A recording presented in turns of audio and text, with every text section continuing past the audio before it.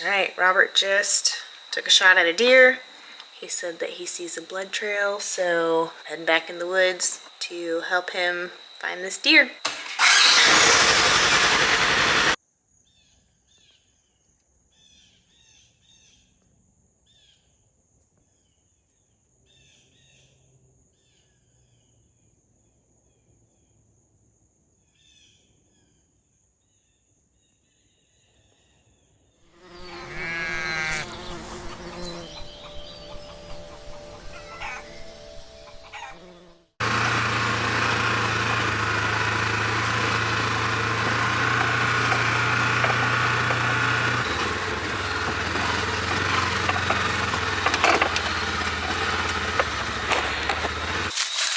Got it, huh?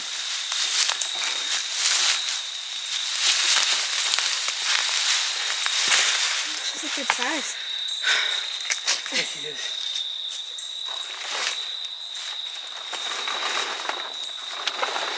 Call my dad.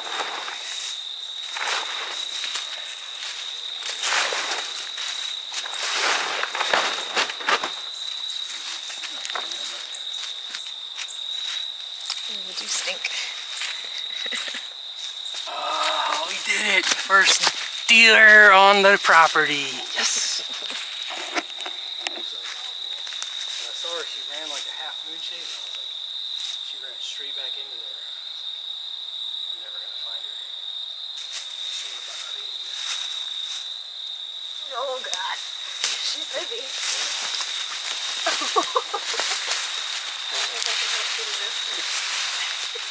Let me get the winch out. Let's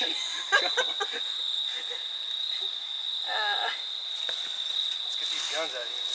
I don't know that I could lift her up into the back. One, two, three. Golly. Just push her ears. Don't let it fall out.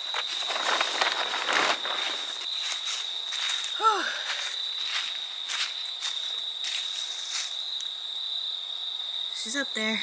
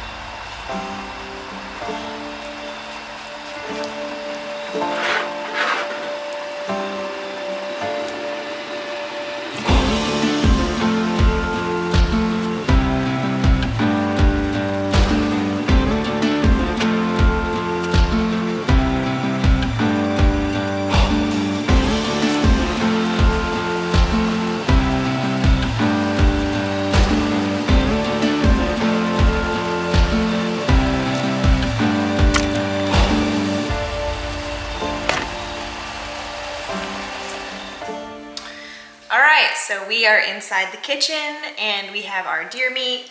It has been resting for about 2 or 3 days on ice inside of the cooler. And what we've been doing is just letting the ice melt and draining all of the liquid out of the cooler, then replenishing ice and doing that for a couple days just to kind of flush the meat of some of the blood that might be in it. And so now we are ready to start putting this into the freezer, and I plan on doing some canning and some jerky as well. So I hope to show you guys what that looks like because we've never done jerky or canned deer meat before. So this will be a learning experience for all of us together. But today, what I plan on doing is go ahead and cleaning up this meat and putting some of the cuts like the back strap and the ribs just into freezer bags and getting them into the freezer because these are ones that we want to keep whole so that we can put them on the grill and cook them all at one time. So we'll cut down some of the roasts and some of the little small cuts for more of like a venison stew kind of thing for our canning. And then we'll put some of that in the dehydrator as well for some jerky. So let's get started. So if you look here at this back strap, you can see that there is this skin on here. It's not actually skin, there's a different term for it. They call it silver skin, and it's just this thick kind of like membrane. So what we're gonna wanna do is take a really sharp knife and cut this away. So we want it to be more just like the meat left over. If you leave that stuff on there, it's gonna leave a really thick and chewy texture to it, and it's just not as good. So if you take it away, the back strap is kind of like the filet mignon of the deer, and it's very tender, very delicious. So we're gonna remove this silver skin and some of the extra like cartilage kind of stuff so that it just leaves us with the meat. We also need to give it a good rinse because there is a little bit of deer hair and that kind of thing. But once we have it cleaned up, we can stick it in freezer bags, and whenever we're ready to throw it on the grill, just take it out, defrost, and there you go. Okay, so I don't have any super sharp knives in my kitchen for stuff like this, so I'm gonna use Robert's knives that he used for gutting and processing and that sort of thing. We actually just bought a new butchering kit since we harvested this deer because we realized how dull our knives were and how inadequate our setup was. So we'll be ready for the next one.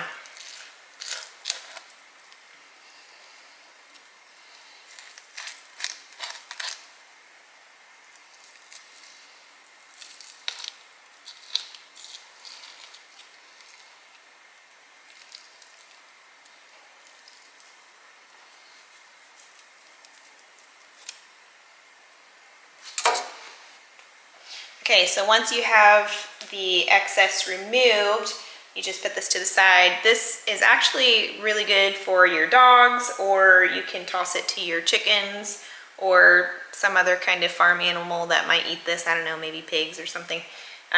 You could compost it if you're into that sort of thing. It's definitely something that you don't have to waste if you don't want to. We do try to use every bit and piece of the animals that we harvest and really make the most out of them because it just makes sense. There's no reason to waste perfectly good edible meat or materials that the animal has sacrificed for us to enjoy.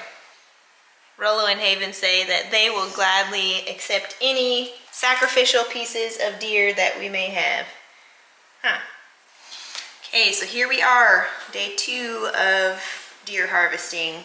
Yesterday I worked for about 6 hours straight and was able to get everything done except for the 2 front shoulders. So that's what I'm working on today.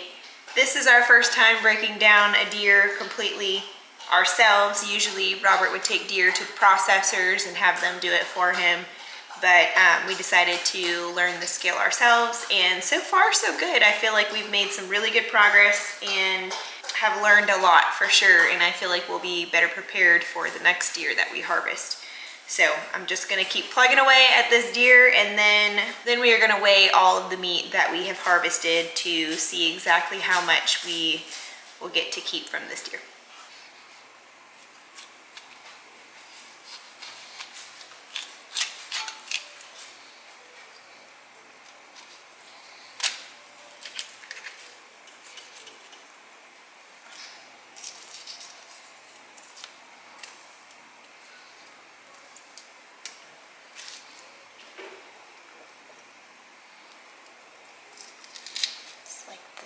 Chicken breast of the deer.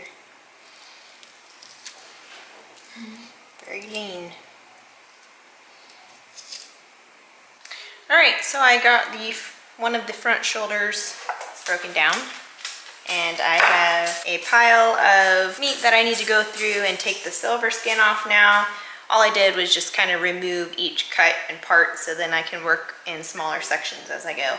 And then I was left with 3 of these bones here. You can see they still have a little bit of meat. This is like the bottom of the leg, and it's just all muscle. There's no sense in trying to take any of this off unless you're trying to give it to your dogs or something like that. So these meaty bones will be put into the crock pot and make some stock out of, so you can use it interchangeably with like your beef stock or something like that. So I plan on making some deer stock and then putting them up in some cans so that they can sit on our shelf for whenever we might need it in the future. So I'm gonna continue working through this pile, getting this silver skin and all this stuff off of there. If you're looking for a professional deer butchering channel to watch, go check out the Bearded Brothers. We've been watching some of their videos and seeing exactly how they make these certain cuts and stuff, and they make it look so much easier than it actually is, which I'm sure they have a ton of experience. And the deers that they're working with are not Eastern North Carolina deer, who are very small, very lean, but they do give a great visual and show you exactly how to get certain cuts off the deer. And we have learned a lot from watching their videos and even more from being hands-on. So now we're ready to weigh in and see how much of this deer we get to keep to eat and make other items out of. So I'm gonna step on the scale and weigh myself and then hold the meat and see what the difference is. It's frowned upon for women to share their weight, but I don't really care. So I'm at 114 pounds, and now I'm going to bring over the meat and see how much extra that puts on.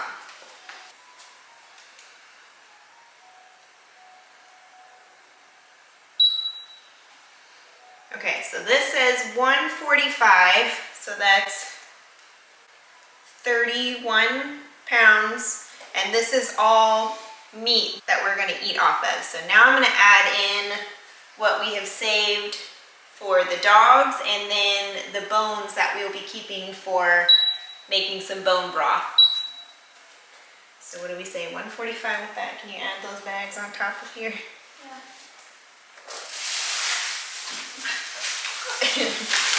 Okay. This is all dog stuff? Oh, they're in the fridge forever. It's not heavy.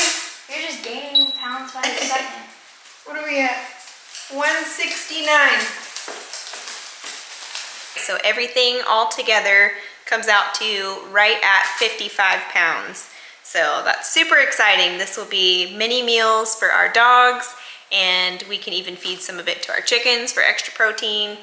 And the bones that we'll roast and make into broth will give us many, many cans of bone broth. And we plan to do some jerky and put up some cans of stew. So this will be a lot of meals for us over the next several months. I'm excited to see this. We were actually getting a little bit low on beef in our freezer, and I was starting to look at maybe ordering some from some of our farmer friends, but I think this is going to hold us out for a little bit, and that's exciting. So thanks so much for tuning into this video. I know it's kind of here, there, and everywhere, all over the place, but that's kind of been how our lives have been here lately. So I hope you guys enjoyed coming on the hunt with us and retrieving our first deer that we harvested here on our new property. We hope that we have many more and are able to really steward this land to the best of our ability. If you're interested in seeing how we fully process this deer, as far as dehydrating it into jerky, turning it into stew in our pressure canner, and throwing some on the grill and in the freezer and that kind of thing, be sure to check back for future videos. And until then, we'll see you guys next time. Bye.